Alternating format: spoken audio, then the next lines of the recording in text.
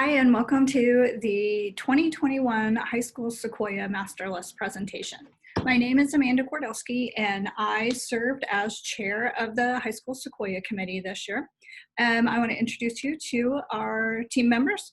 Myself, Paige Dan, who's chair-elect, and then all of these hardworking librarians who read over 100 books each this year to consider having, to create the consideration list for you.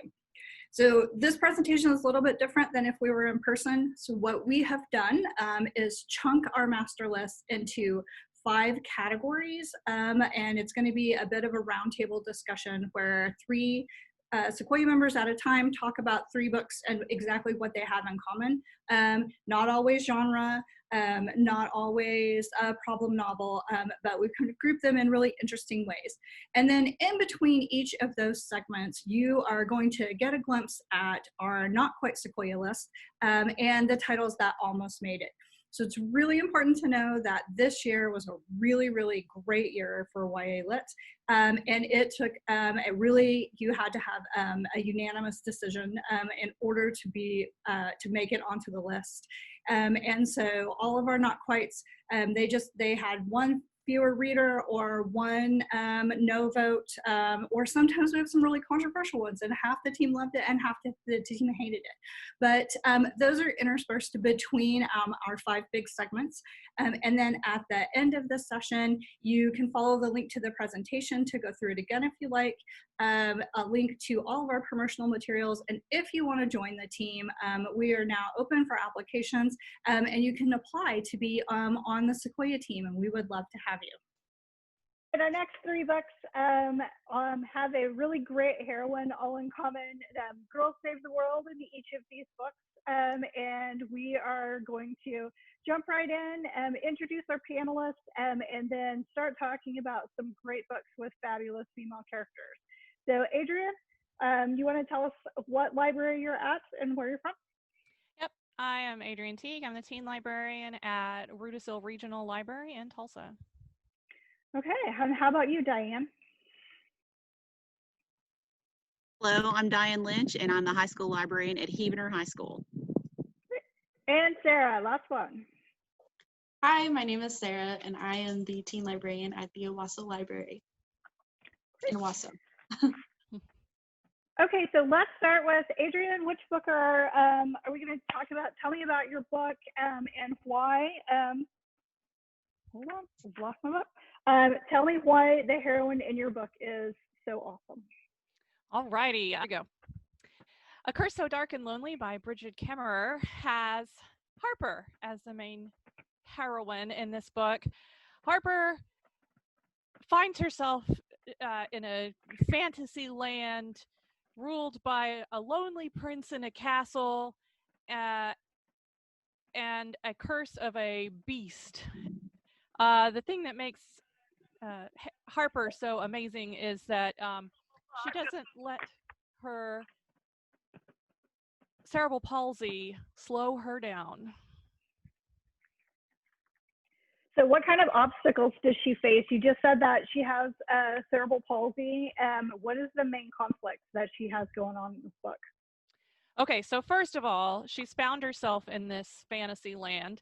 At home, she left her dying mother, her brother, who was involved in some sketchy dealings to try to keep them all out of debt. Her father disappeared a long time ago. There's a lot of problems back home in Washington, D.C., but here she is, trapped in this fantasy land. She's not the person they wanted to get trapped in this fantasy land, and she's trying to help this prince overcome the death of his entire family and the fact that his kingdom is trying to turn against him. Okay, so it sounds like this falls firmly in the fantasy genre. I would say yes. What is it about this book that teens like so much? Harper is smart. Harper is stronger than you would expect. The disability rep is fantastic. I have heard people say that can this cerebral palsy be accurate? And I'm here to tell you that this Harper could be my college roommate. Like, she also had cerebral palsy, but she was smart and strong and did not let anything stop her. She's a lawyer now. Cool. So if kids take Curse of Dark and Lonely and devour it and need something else, what are some good read-alikes that would whet their appetite? Okay, so not giving too much away, perhaps. This is a Beauty and the Beast retelling, which I didn't realize until after I had read it because it's that good.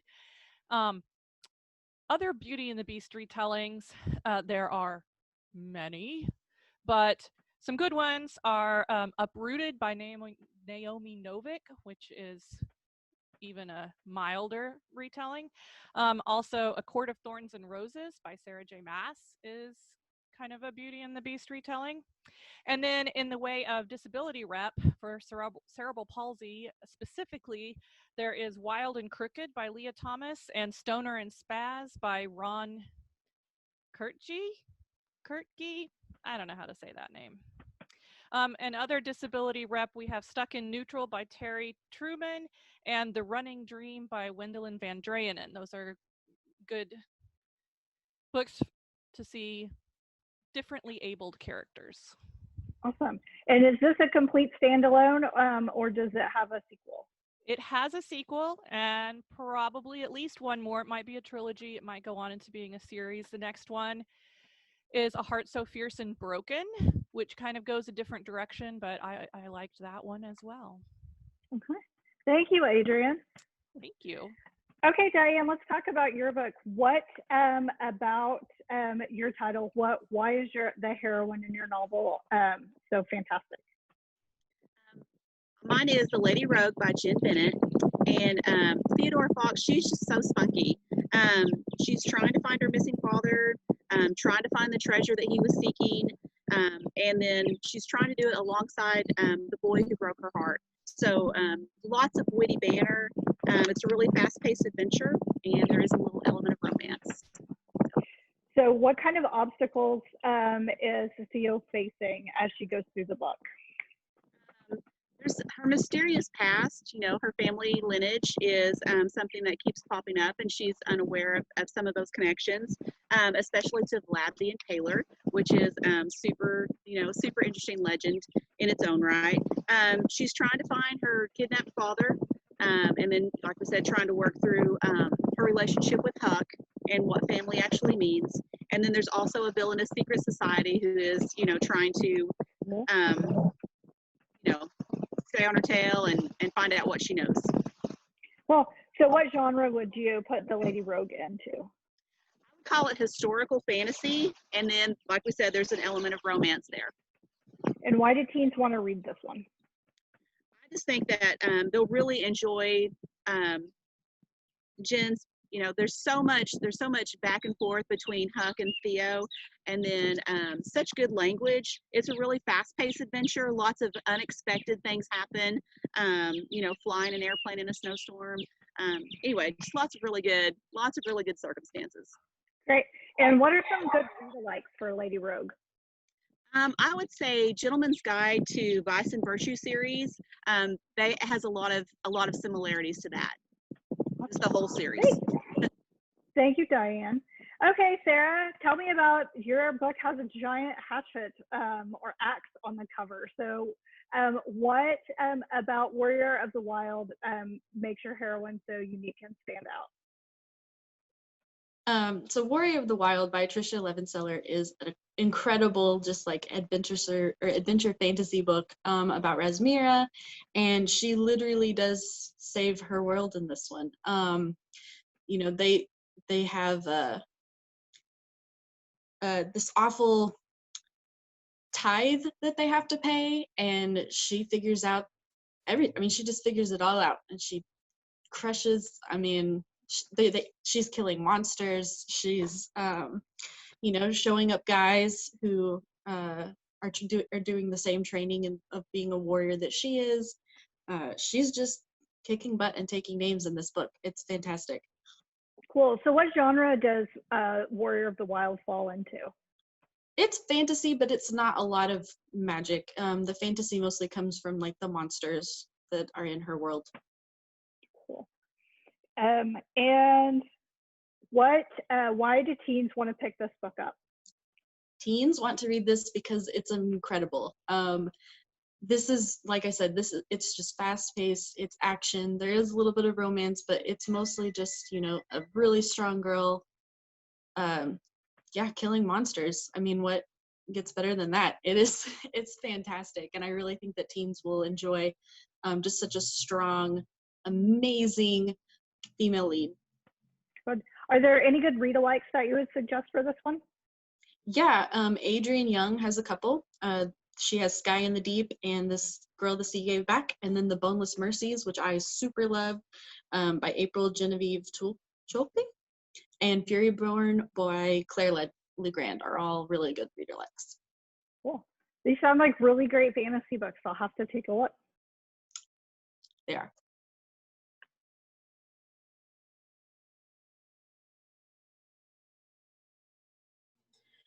We Are Display by Malala Yousafzai is an absolutely fantastic nonfiction book. I had it flying off the shelves. It's stories about refugee girls from around the world. You get some of Malala's personal story, and then you also get stories where she's interviewed girls and she's telling their own stories from all sorts of different refugee situations. It is a great book. It's a pretty fast read, but it was kind of one of those things of, is this a little too political? Is it just like, are they trying to just sell a point or not? So that question came up with our group. A lot of us really loved it though. And so if you're looking for a great nonfiction book to recommend, I highly recommend We Are Displaced. So my Not Quite Sequoyah is We Speak in Storms by Natalie Lund. Several of us enjoyed this story of 3 teens in present day who have experienced a tornado on the exact same day that a tornado happened 50 years ago, and several of the teens died at a drive-in movie theater. This story has a little bit of mystery, a little bit of paranormal, as some of those teens from the past come to meet the teens in the present day and help them through some of their personal struggles. Brenna's mom is dying of cancer. She's working through her grief on that. Callie is working through a lot of racism and prejudice as a young Mexican woman coming of age in a very white Midwestern town. And Joshua has sort of revealed that he is gay, and his stepfather is very religious and it's very hard at home. This didn't quite make the list because I think not enough people felt it was we had so many great books that they didn't feel this one reached the top, but we did enjoy the paranormal aspect of it. You really get to know the characters and their struggles, and so we really enjoyed it and hope that other people might enjoy it too. Okay, so my first Not Quite Sequoyah book was Lovely War by Julie Berry. Oh, this book was beautiful. So this book is told from the standpoint of Aphrodite, the Greek goddess. Yes, that is what I just said. It's a historical fiction book, other than you're hearing it narrated from all these different Greek gods and goddesses. So Aphrodite is trying to prove that love matters even in a time of war. So she pieces together the story of these 2 couples from World War I. She connects their story to World War II. There is music. There are so many beautiful things. There are heartbreaking things because it's World War I. But you get to hear from Ares. So he comes in and talks about how, just the destruction of war and how he was working against Aphrodite kind of unknowingly throughout the entire thing. I will say that this audio is one of the best audiobooks I think I've ever listened to. There are different characters for the different Greek gods and goddesses, and it's fantastic.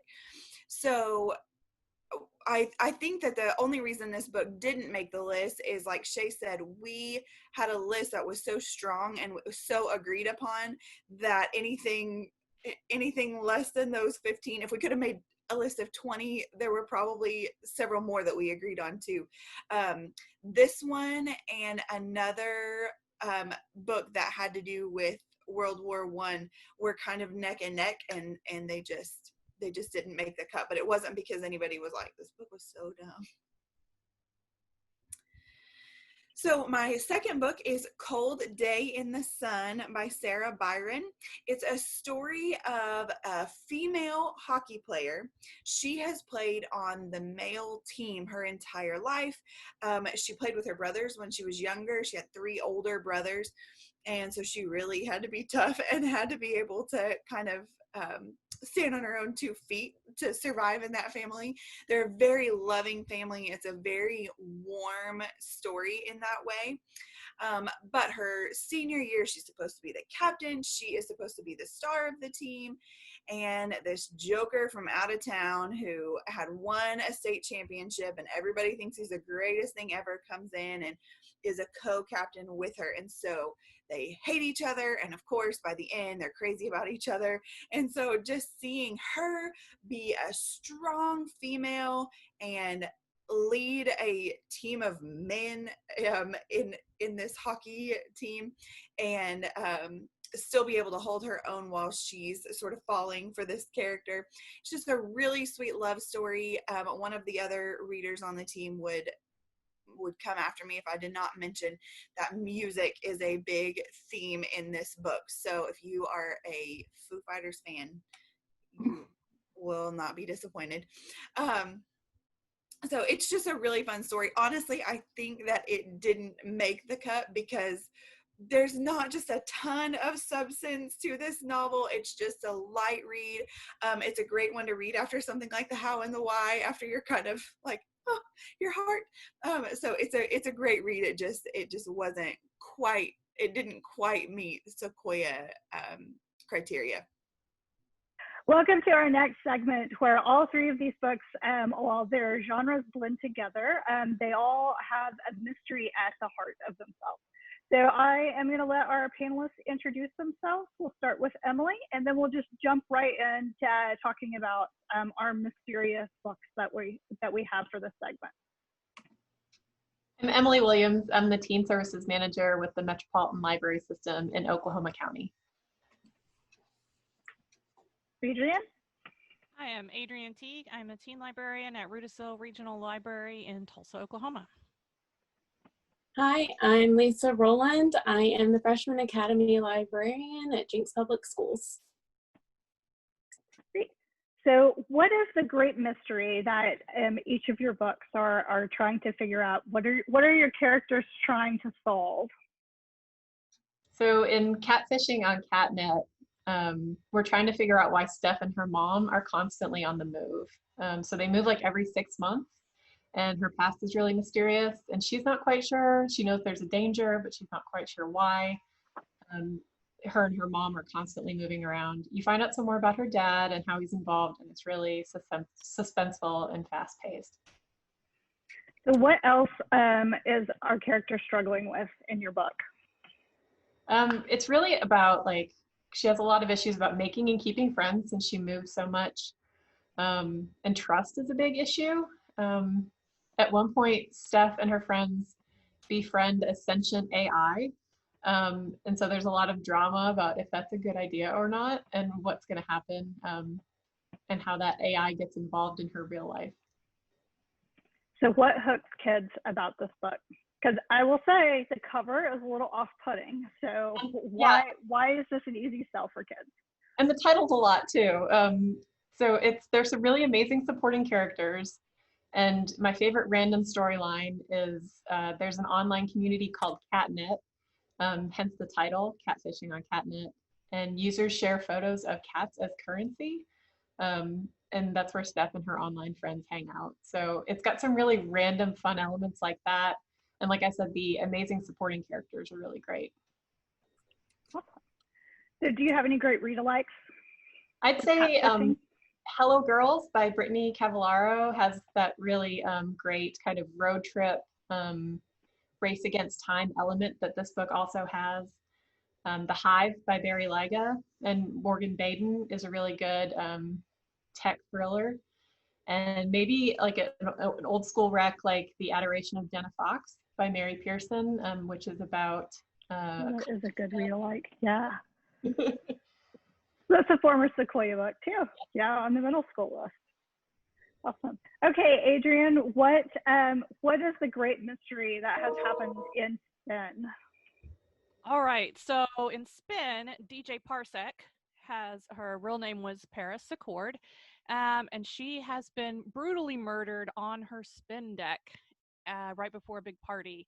And the main characters are trying to figure out what happened, who killed her, and why. So is there anything else that your characters are struggling with as they go through the book? Of course. The main characters really don't like each other. One of them was DJ Parsec's old friend from childhood before she became famous. And the other one is her new best friend, the kind of the head of her fan club. And also, said fan club is a little bit wacky. They do some intense things. Like what? Well, without giving too much away, yeah. There's a deep web fan club, shall we say, who orchestrates things to force these two girls to work together, and they do some pretty terrible things to make their point. Nice. So what about Spin makes it appealing to teens? It is very now. There's raps involved. There are the dialogue is snappy and full of current slang, and it has a lot to do with the Paris was raised by her grandmother, which becomes a thing, and it's a lot about old friends, new friends. You have a lot of mysteries going on. It's not just Yeah. who killed DJ Parsec. It's several it's different very elements relatable. that you have to solve. Cool. Yeah. So what are some great? Go ahead. Well, kids can totally relate to changing friendships. As we grow, our friends change, and this tackles that. Are there some great read-alikes that you would recommend if kids just fall in love with Spin? Yes. Of course, now here we go. Well, another one that came out the same year as Spin is Let Me Hear a Rhyme by Tiffany D. Jackson, which is kind of a mystery, and it's also about friendship, and it's also about music and kids in the city. So that's a great read-alike. And then more mysteries. One of Us is Lying, and the sequel, One of Us is Next, about kids solving murders, as well as the new one this year from Holly Jackson, Good Girl's Guide to Murder, about kids solving murders specifically. This sounds really great. Okay, so our last book in this grouping doesn't really look like it belongs with the others because clearly it's a superhero book. It has the big Superman S on the cover. So Lisa, tell me what the great mystery is that we are trying to solve besides who is Superman. So we actually get two great mysteries with Superman. We get one mystery, which is that people are disappearing and no one seems to be paying attention to that. So a girl that Clark goes to school with, Gloria, she kind of points it out, and a lot of these people are immigrants, possibly illegal, and so people just aren't paying a lot of attention to the fact that they're disappearing.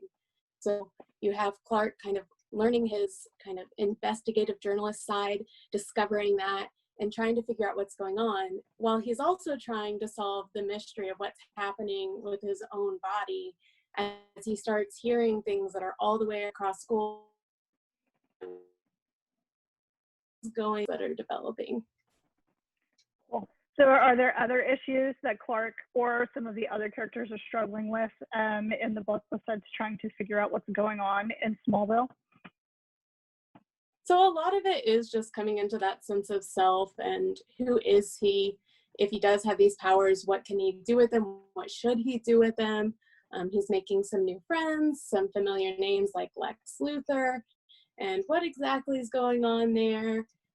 Is it okay that he's got this new friend, even though maybe the family is a little bit shady? What all is going on? So there's just a lot of mystery throughout, and you know, it's a lot of just finding yourself, finding your path. What about Superman makes it really appealing to teens? So I think one thing that's appealing about it is a character that everyone is pretty much familiar with to some degree or another, whether it's not you just recognize the symbol or you've seen movies with them. But it also is appealing in the sense that Matt de la Pena has brought it forward to a current time and really tied together that fact that Superman is a prime example of an illegal alien, and just tying that into some of the things that are happening with our culture today. Cool. So if students had previously or readers read and enjoyed Matt's other books, are they okay read-alikes for this, since this is a superhero book? It's not really his genre that he's known for. Yeah, it is kind of that sci-fi fantasy, but very lightly so. So you might still enjoy a realistic book by him with lots of action. There's also Miles Morales by Jason Reynolds that would be a great read-alike if you're wanting to read more superhero things. There's a new graphic novel set out by DC. The first one out is Teen Titans Ravens by Cami Garcia.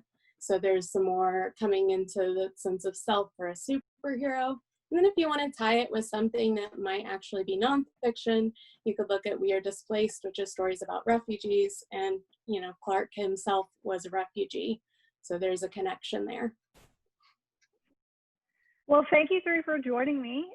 Next up is a couple of 30-second book talks from our Not Quite Sequoyah list. And then we'll move on to our next category. All right.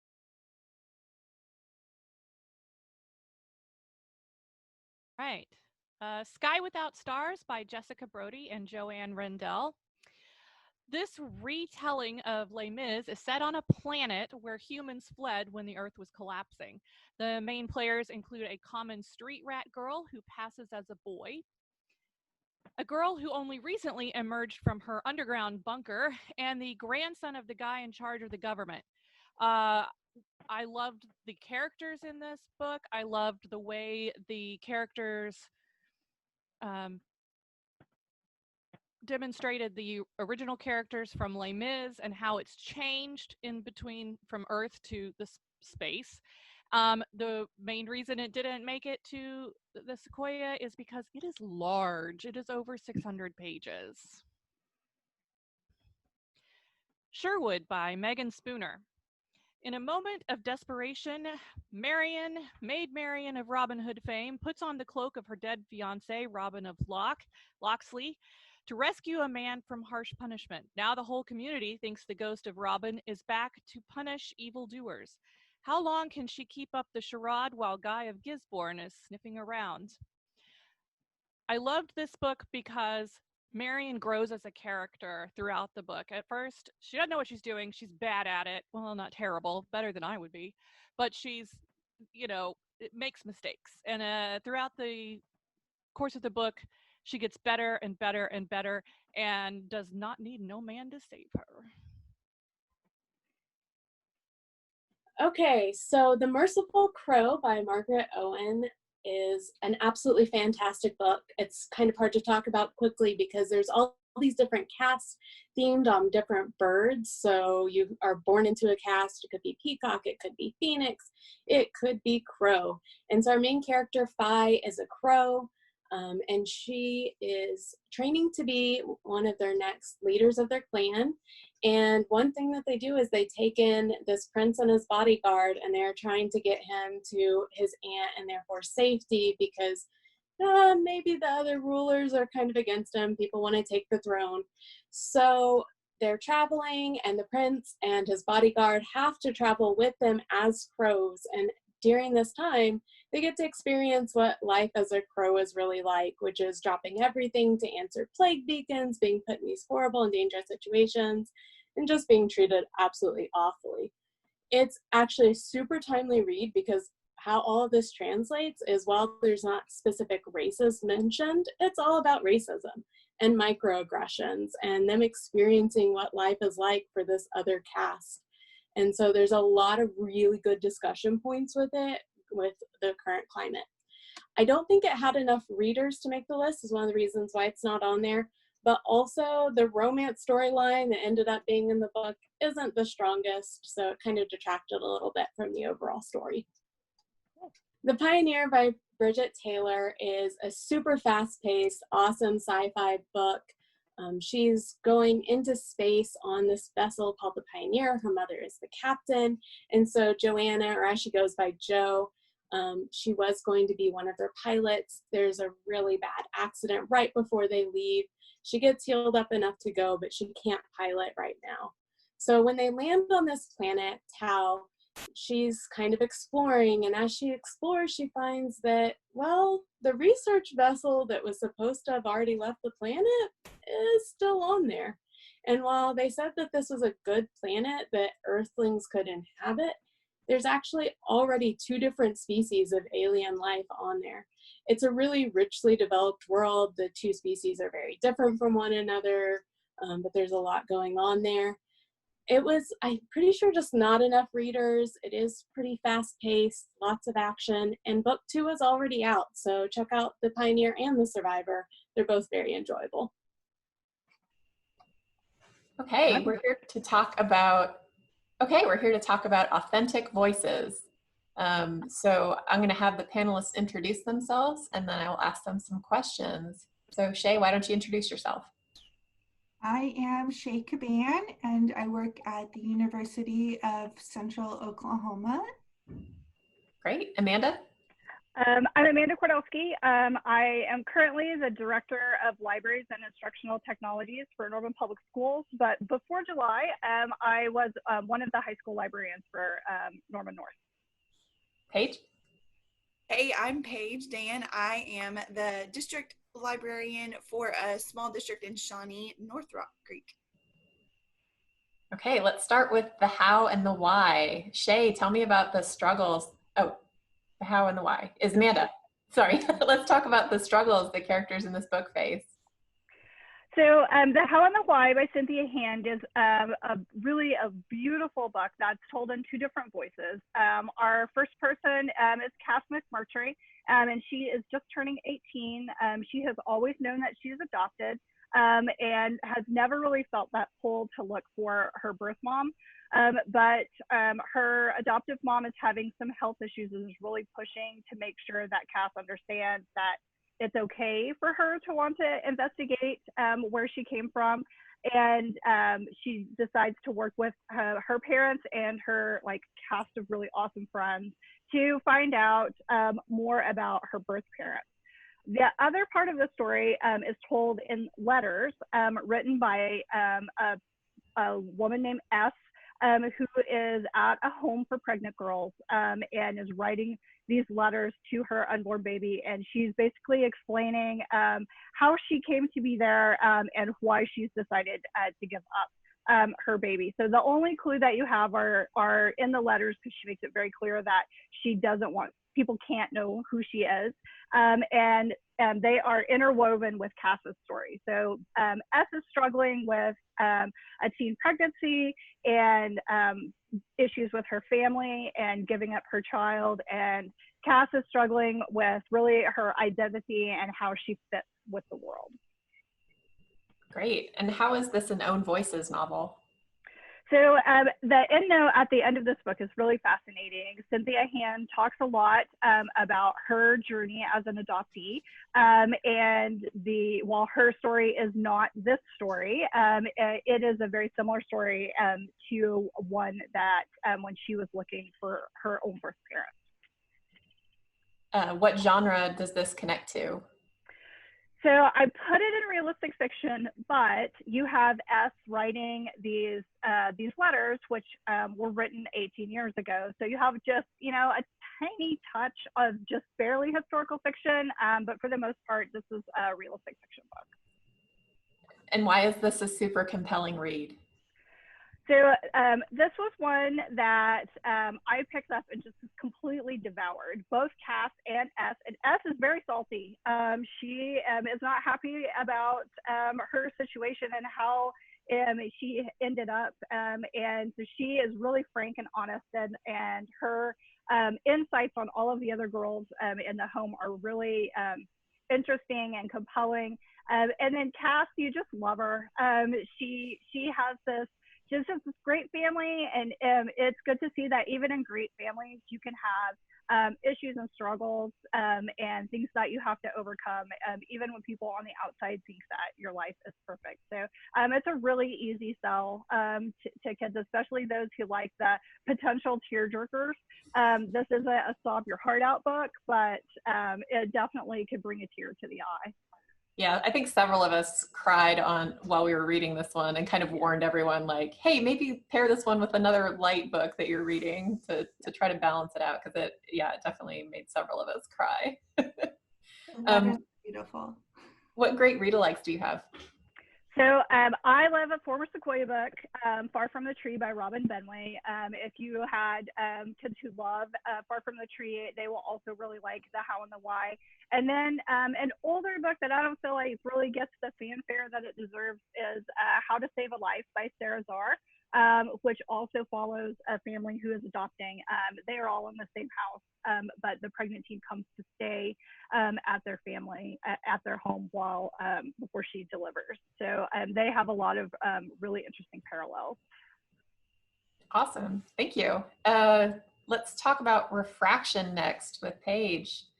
Paige, tell me about the struggles the characters in this book face. Yes, so Marty is our main character. The overarching struggle for the book is that an alien ship disintegrated over Earth about a year ago and covered the entire Earth in this very dangerous fog. The only cities known to survive are Marty's random tiny coastal town and London, which is where Marty's brother just happens to be. So Marty is trying to do anything he can to A, survive, and B, to get to his brother in London, again, the only other city that exists right now. But this fog has these beasts that will come out of it. You cannot see them, but when you are in the fog, they just devour anything that is thrown into the fog, including humans. And so it's very interesting watching him try and piece together how he's going to get out of his little city, which is just devolving into this chaotic, lawless town. The mayor has way too much power and just she makes all kinds of crazy rules. She's outlawed mirrors and glasses, anything reflective, because the fog can be produced out of reflective surfaces as well. So you can be just in the middle of hanging out with a buddy, and that mirror in the corner spawns a beast that, tears everything apart. So it's a really interesting book. I don't think I've ever read anything like it. Awesome. How is this a authentic voices novel? So one of the most fascinating facets about Marty, our main character, is that he struggles throughout the entire novel with obsessive compulsive disorder. The author, Naomi Hughes, has also struggled with that at all of her adult life and some of her younger life as well. So the great thing about the way that Naomi chose to share this character is that there's never a moment where Marty just magically, heroically is over it.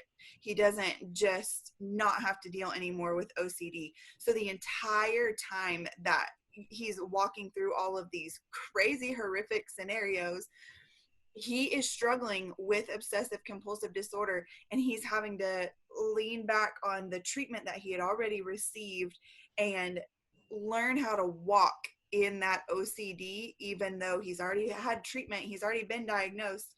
So I loved that it was presented as something that is an ongoing struggle, because I feel like that is very authentic to somebody struggling with any mental health issue.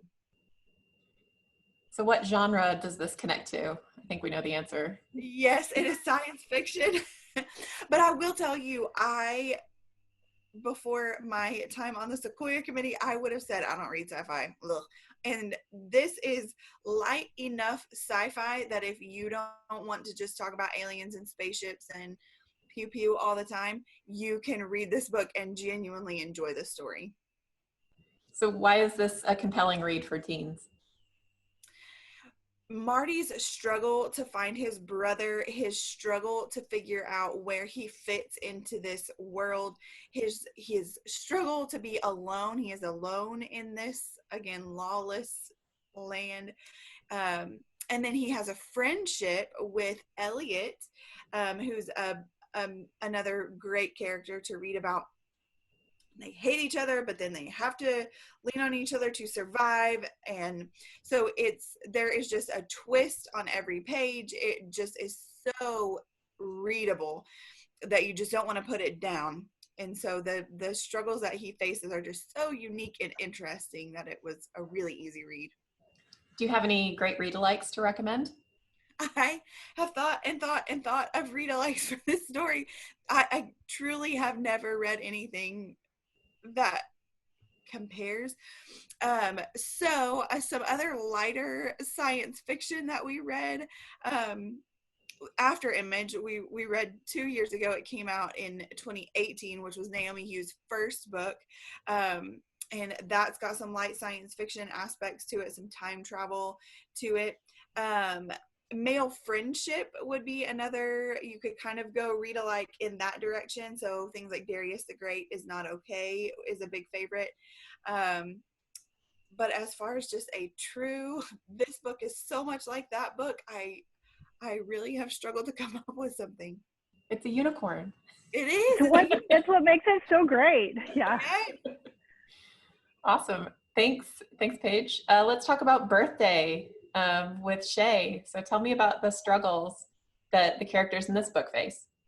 So this is the story of two boys born on the same day in a freak storm, a snowstorm in September. So they are tied together from day one, and their families become very close. There's struggles in it. Morgan is struggling with belief that feels that she's a girl this whole time, and how should she tell people about that? Her mother died of cancer when she was just sort of becoming herself. And so her and her dad are dealing with their grief during this time together and apart. Her mother has left her some letters for her to read each year on her birthday. And we visit these two characters each time on their birthday in little snippets. Eric is a great football player, the classic all-American boy, but he really would prefer maybe to do music and something more artistic with his life. His father is quite abusive and really wants all of his sons to be football players. So he really struggles with how does he tell his dad he might want to do something different.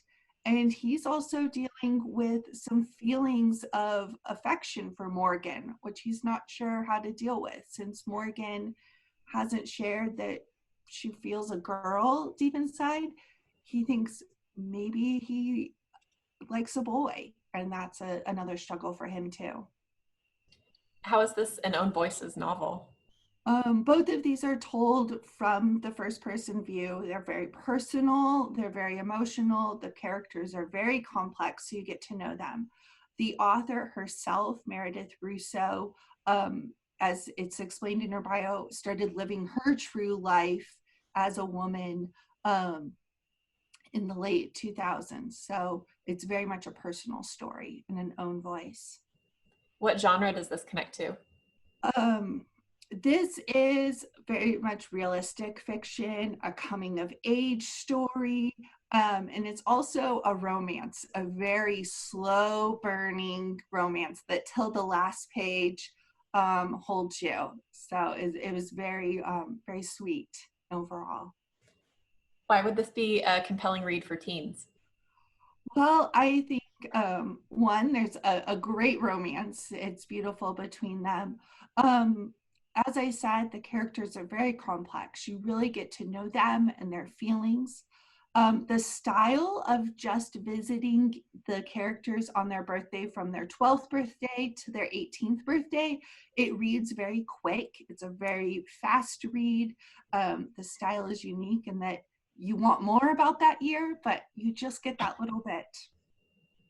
Yeah, I really like that. Like, I'd never read a book like that before, where you visit each character like one year on a certain day. It ties in with the title, like it's all like wrapped up, and it was just so beautiful. Their Do parents you, are do you have also very well-rounded. I really like the whole family. do you have some read-alikes for us? Yeah, so at the time when we did this, Meredith Russo has also written If I Was Your Girl, which is very similar in the story. And there, I Wish You All the Best by Mason Deaver. This year in 2020, there are several books coming out with the same topic of finding your true self. Who are you meant to be?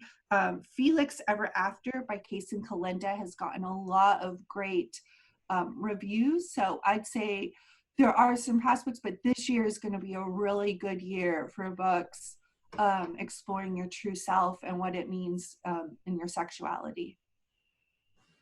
Great, thank you. And that's a wrap on Authentic Voices.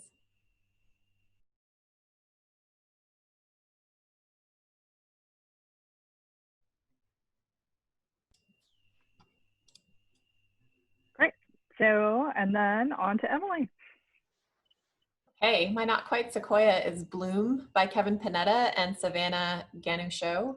It's about a high school graduate named Ari. He has just graduated from high school and he is ready to move to the big city to be with his bandmates and live that life. But his dad tells him that he needs him to stay in town in their small beach town and work at the bakery.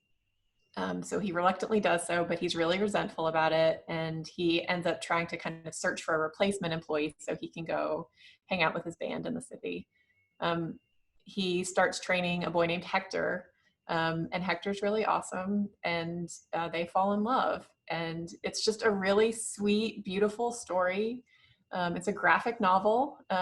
There's lots of really cool like baking montages as they fall in love. And it didn't make the list because it's a really subtle, sweet book, and it's kind of light and fun, but there were lots of more like action-oriented, flashy titles that everyone else on the committee was all about. So I fought for this one for a while, but it didn't quite make it and have the support. I've got another NQS. It's Heroine by Mindy McGinnis. It's about a high school softball player named Mickey, and she gets hurt really bad in a car crash, and it's like straight from chapter 1. You get all of that action. She's hurt really bad. She ends up in the hospital. She's on painkillers. She's recovering, and when her painkiller prescription runs out, she gets more, and she gets more, and she gets some more illegally.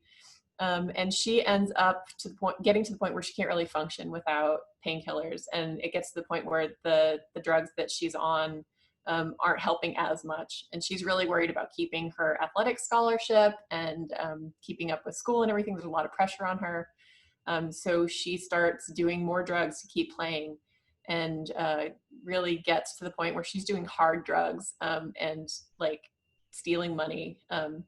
This is a really intense book, and there's lots of action and suspense. And I thought it was super gripping and realistic, but some members on the team thought maybe there were issues with it being believable, which I could understand, but I still thought it was excellent. So my book is We Contain Multitudes by Sarah Henstra, and it is about Jonathan Hopkirk and Adam Kurlansky, and they get assigned a writing partners in an English class, and over the course of the letters they slowly fall in love, but their story is not as happy as it could be.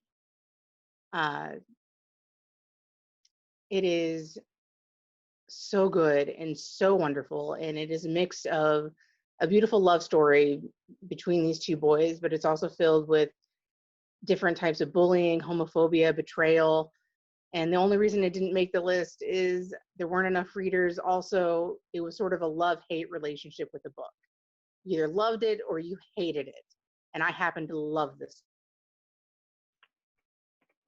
Okay, our next set of books is about family and family issues. I'm going to ask the panelists to introduce themselves, and then we will talk about these titles. Go ahead, Diane. Hello, I'm Diane Lynch, and I'm the high school librarian at Huner High School.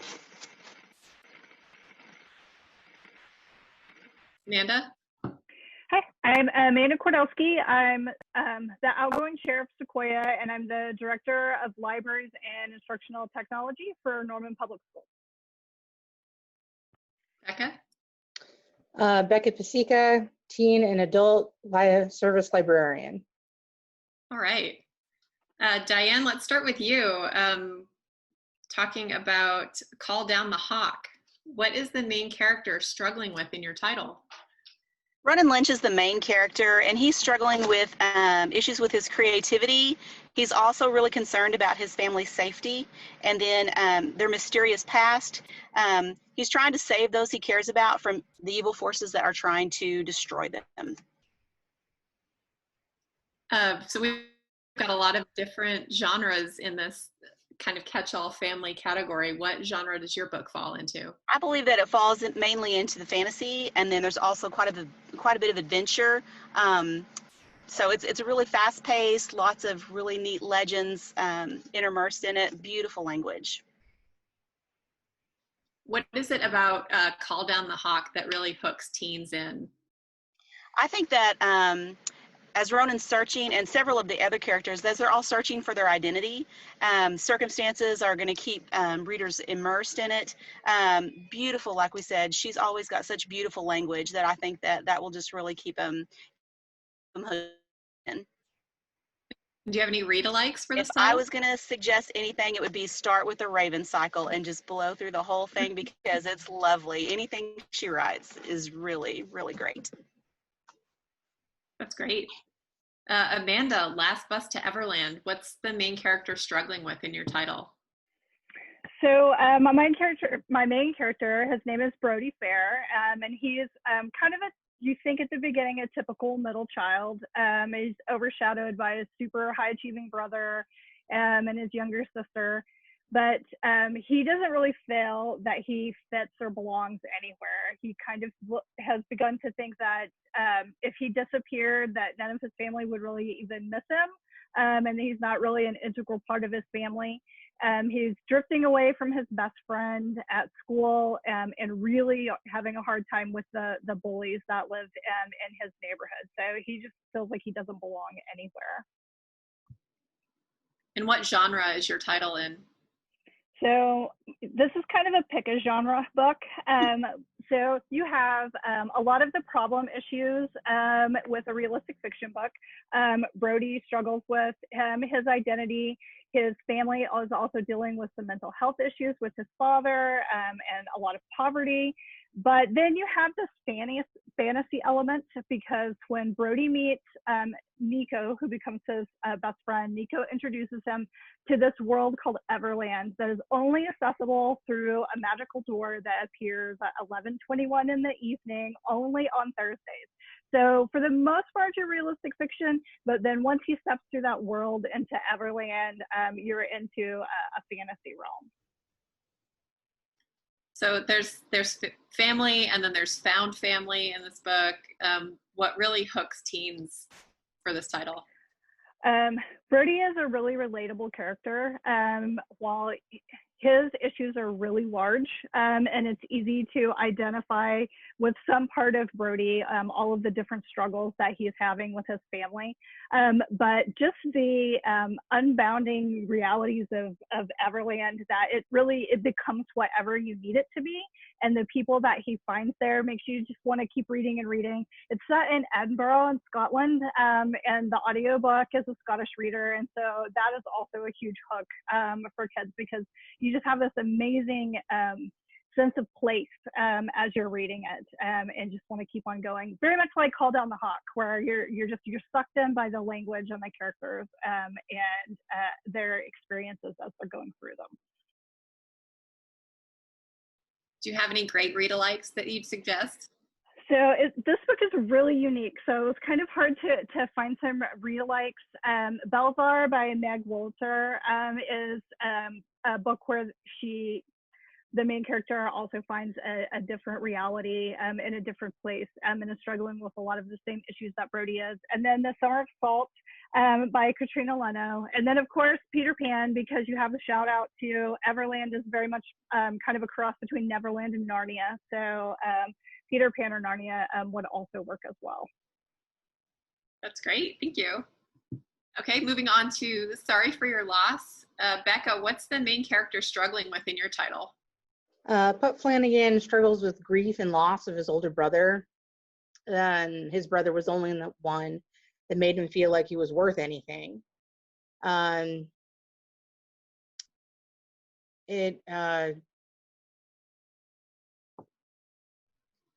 He also has a failing art grade, and he struggles really hard in school and feels like he's an underachiever and an overachieving family. Yeah, the death in his family really affects everything that he does. What genre does your title fit in? It is very much realistic fiction. Crushingly so. Yeah. So what hooks teens with your book? I would say that if they have a personal crisis of their own, whether it's be grief or failing grades or watching a sibling struggle, they could find a connection to the characters in the book. Definitely. Do you have a list of read-alikes for us? I do. Actually, my big one would actually be another Sequoyah book, The Painter's State of Nothing. And it deals with another teen with a fresh grief and guilt over a loved one. Great. 3 great books. Thank you all.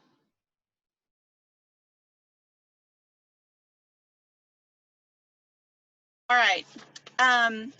13 Doorways, Wolves Behind Them All by Laura Ruby is one of the selections for NQS. I loved it for the strong female characters and the way that they dealt with loss and tragedy.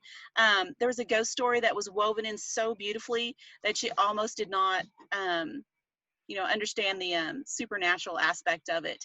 It didn't make the list because there were not enough yes votes. There were so many books that had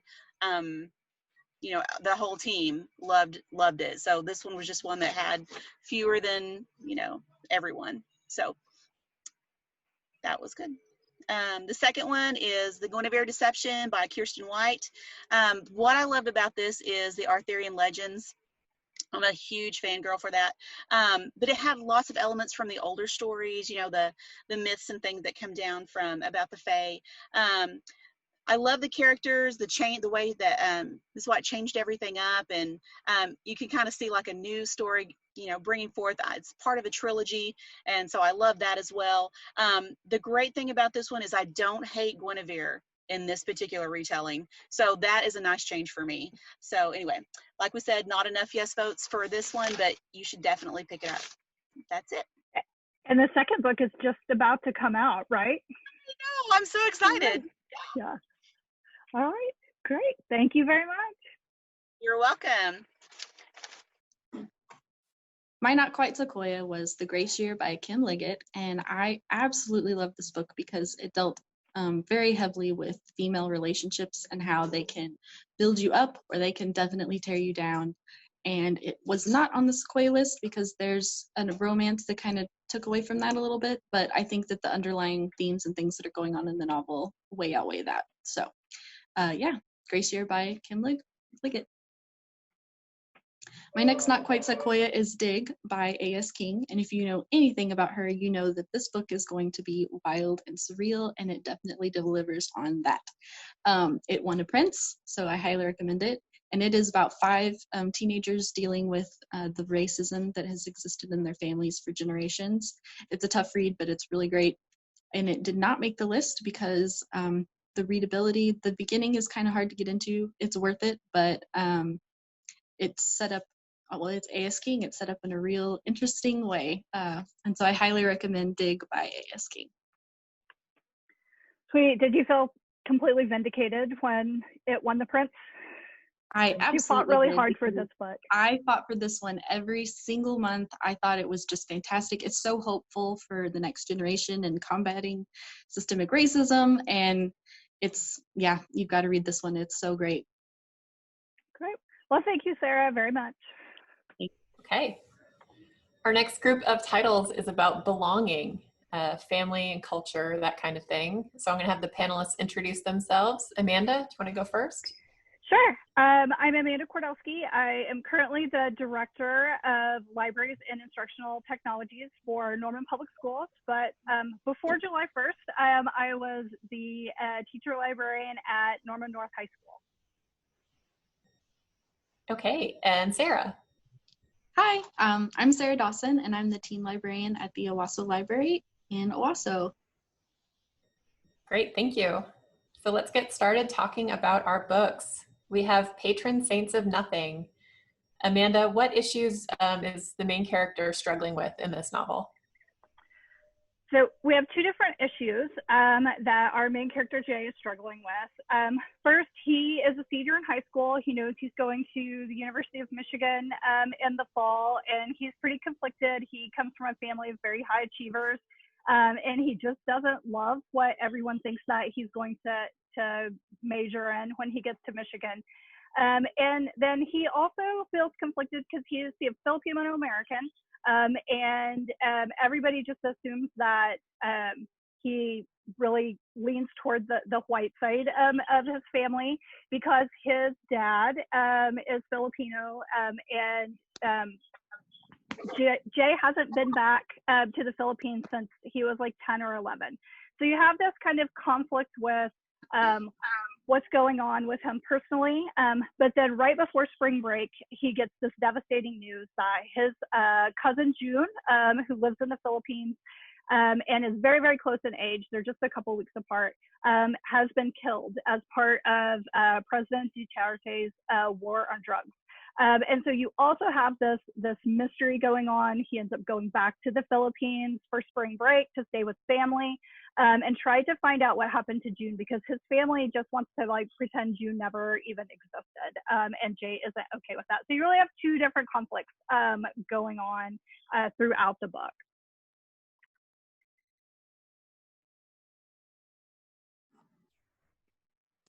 Sorry, I was muted. What about Patron Saints makes it appealing to teens? So I think that teens will really identify with Jay,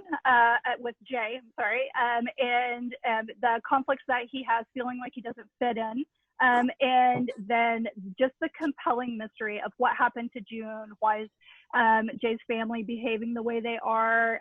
Is there's this really, is it something other than what you're being told? And the characters just suck you in, and then. As you meet June through the social media posts that he had and Jay's reflecting on him, you really grow to really identify with both of the characters in this book. And what read-alikes do you have for us? So my favorite read-alike for Patron Saints is a book that was on last year's Masterlist, which is Darius the Great is Not Okay by Adib Khorram. Randy Roubaix also had a book on last year's list, and if you like After the Shot Drops, you'll like Patron Saints as well. But if we're sticking with the kind of the third culture, struggling to integrate the two different aspects of your parents' culture as yourself, then Dear Haiti, Love Elaine by Micah Millett. I think I'm saying the name correctly. And then if you really enjoyed the mystery part of Patron Saints, you would like Disappeared by Francisco Stork. Great, thank you. Let's move on to With the Fire on High. Lisa, do you want to introduce yourself? And then we can talk about the issues that your main character is dealing with. Yeah, I'm Lisa. I'm the Freshman Academy at Jinx Public Schools, Freshman Academy librarian, sorry. And so With the Fire on High, it's a great book. It's about Amoni Santiago, and She is a senior. She's going into her senior year, and this great opportunity opens up. They are starting a new elective. So there's a culinary arts Spain immersion program opening up, and she's really interested in it. She loves cooking. She's grown up cooking. The book is rich with these vivid recipes and just the senses. And so she is just wanting to maybe join this class, but there's some concerns for her to join it. First of all, there's some time constraints, and also she's not even sure if she joins the class if she'll have the money to actually go to Spain. So there's some conflict there. She's got to figure out how to make money. What can she do? And then there's also this boy in her class that he's new to school. He gets to know her, but he doesn't know a lot about her. So he's not actually aware that she's a teen mom, which is one of the constraints for her time. So she's concerned about her grandmother. Are they going to be able to afford for her to go overseas for this trip? Can she really just ask her grandma to step up and take her daughter for a week while she's off learning these new things? So there's a lot of kind of concerns for her as she's exploring this new opportunity. What is it that makes this book so appealing to teens? So I think it has a lot of notes that teens are just going to automatically relate to. And that main one is, what am I going to do next? Am I going to go to college? Is there another opportunity? For her, she wants to be a cook. She's got a couple of opportunities. Should she go to culinary school? Should she go straight into work after high school? Will she be able to support herself and her daughter if she does that? And so there's some different questions. There's lots of questioning going on of what can she do next? And it shows multiple opportunities for that. It also is, quote unquote, a teen mom book, but it's not the typical one. She's a teen, she's a mom, she's making it work. So it's not just focused on that drama. So that could be a good resource for someone maybe going through a similar circumstance to see someone else that's just living their life as a teen mom. And what are some great read-alikes for this title? So some great read-alikes is everything on this page. Also, The Way You Make Me Feel by Maureen Gu is a great read. It's a romance, but she's working on this food truck with her dad. He's Korean. He grew up in Brazil.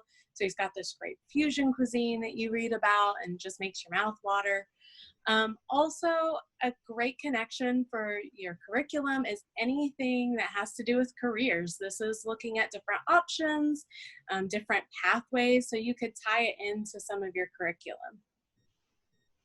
Thanks, Lisa.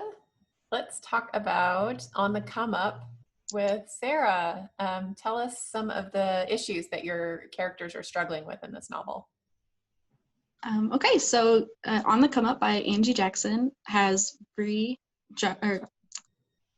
Angie Thomas has Bree Jackson. There we go.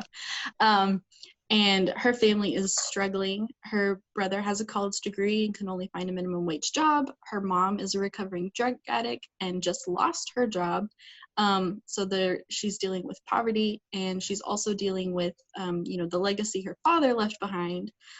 He was a local rap legend, and she wants to basically reclaim his title so that she can provide for her family. She wants to get a record deal so that she can help out because they're struggling. And so she writes a song that everyone loves about her being a true instance of her getting assaulted by a security guard, and it starts getting attention that she didn't anticipate. It's not getting good attention. So yeah, she's dealing with the poverty, and she's dealing with some systemic racism, and she has to overcome it, and it's really awesome. What is it about On the Come Up that makes it so appealing to teens? So this book is very timely.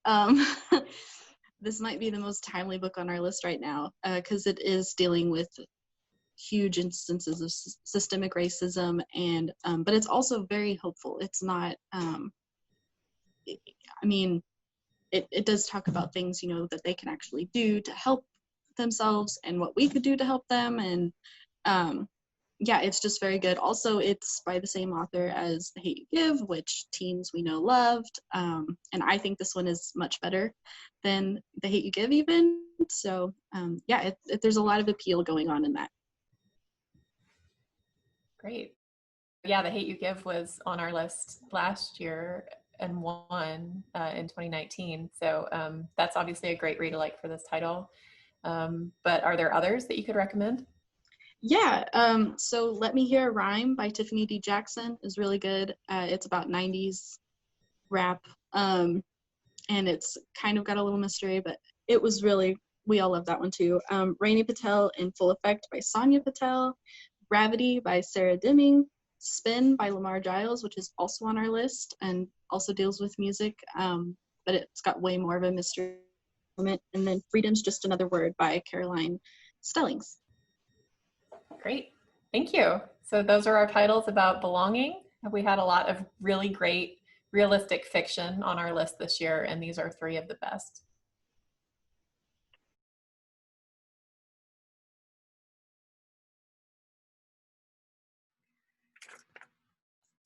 So my first, Not Quite Sequoyah, is a book that I absolutely loved, but is one of those polarizing books that I fought for until the end because I really, really didn't want to let it go, but I was pretty sure it wasn't going to make the list. And that book is Girls on the Verge by Sharon Biggs Waller. So this book is a road trip book. Our main character, Camille, feels that her entire world is just clicking into place beautifully. She has dreams to go into theater, and she has been admitted into this extraordinarily exclusive theater camp. And the same day that she finds out that she has been admitted to this camp, she also finds out that she's pregnant. And she knows that having a baby as a teenager is not something that will work for her life. She has thought about it and decides that she needs access to an abortion. She lives in Texas. She goes through all of the proper channels in Texas and to no avail. And so she sets off to a different state in order to get the health care that she needs. So you can very easily see why this book was a polarizing book for our team, but it has a lot of female friendships. Her best friend, who really harshly judges her at the beginning, still decides to go on the road trip with her, as well as a girl that she didn't know very well, but immediately stepped up to help that Camille had met in theater camp. So you have these 3 girls, and it is a really solid book and really highlights the scarcity of healthcare for girls in the South. So that's Girls on the Verge by Sharon Biggs Waller. My second, Not Quite Sequoyah, it's another kind of girl power book, Michigan versus the Boys by Carrie S. Allen. So you've already heard about one hockey book that didn't quite make the list. This was the one that I loved to all end. The things that counted against Michigan versus the Boys, it didn't publish until late in November, and we didn't ever get a final finished copy. So it made it really hard to make sure that all 11 of us had the opportunity to read the book. But in this book, Michigan is the assistant captain of the girls team at her high school, and she is determined to get a college scholarship, and this is the year that she's going to be recognized. Her team is really good. They expect to go on to states and get a lot of scout recognition, and that's really what her ticket to college is. Except right before school starts, she finds out that because of budget cuts, the school district has cut the women's hockey team. And she feels that she has 2 choices. She can drive several hours away to play on the nearest school team that has a girls hockey team, or she can try out for the boys team. And she knows that she's good enough to make it. So she does try out, and she does make the team, even though the coach really, really, really doesn't want her there. And she begins trying to prove herself and earn her spot on the boys team. So she expects a few pranks and a little bit of hazing, and thinks that she can deal with it. But as the season goes on and the notoriety grows, and she is clearly an outstanding player, no matter her sex or what type of team that she is playing on, the hazing goes into or harassment, and then eventually into an assault. And Michigan has to decide, because she knows if she speaks up, the answer will be that she doesn't play on the team anymore. And how much is she willing to take, and how much should she put up with, and what should be the recourse if she decides to speak up. So Michigan versus the Boys by Carrie S. Allen.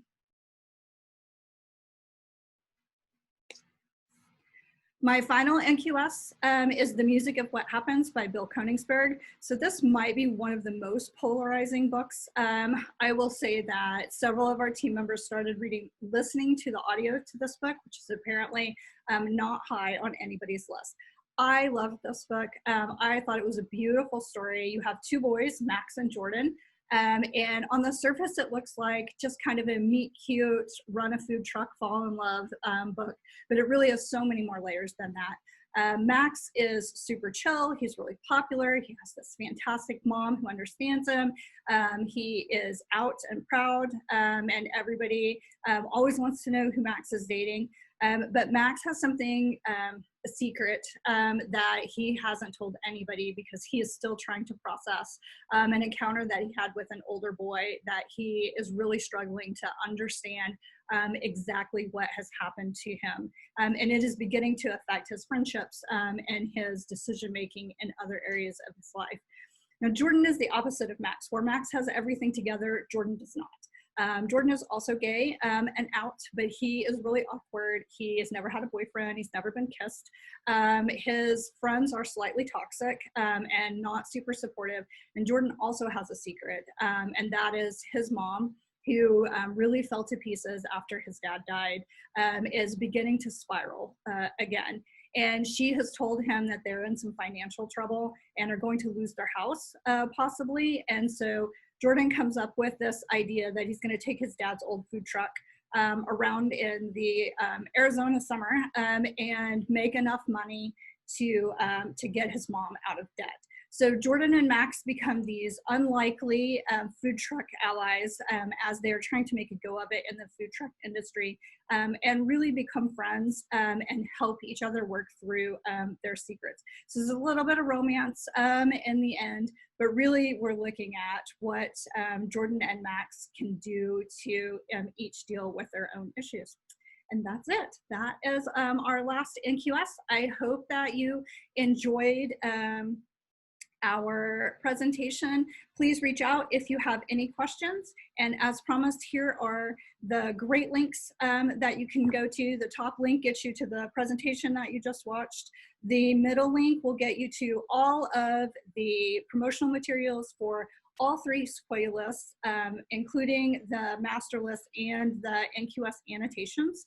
And the bottom link is to become a member of the team and volunteer.